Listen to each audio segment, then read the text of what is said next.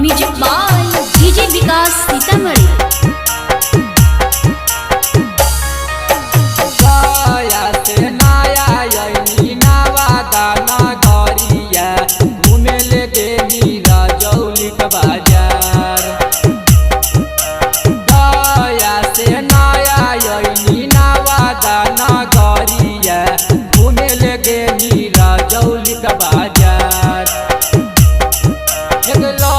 जीतो केहू के नजरिया के छौड़ी बन के घूमे काला सूट सलवार। एक लाग जीतो केहू के नजरिया के छौड़ी बन के घूमे काला सूट सलवार। गया से नया यही नवादा नगरिया घूमे लगे बाजार। एक लहग जीतो केहू के नजरिया के छौड़ी बन के घूमे काला सूट सलवार। एक लहग जीतो केहू के नजरिया के छौड़ी बन के घूमे काला सूट सलवार।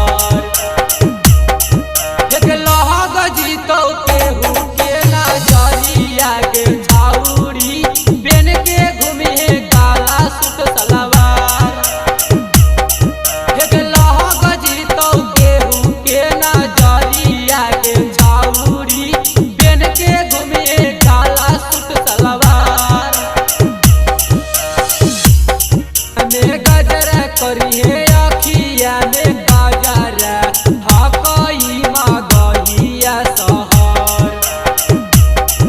एक लहग जीतो केहू के नजरिया के छौड़ी बन के घूमे काला सूट सलवार। एक लहग जीतो केहू के नजरिया के छौड़ी बन के घूमे काला सूट सलवार।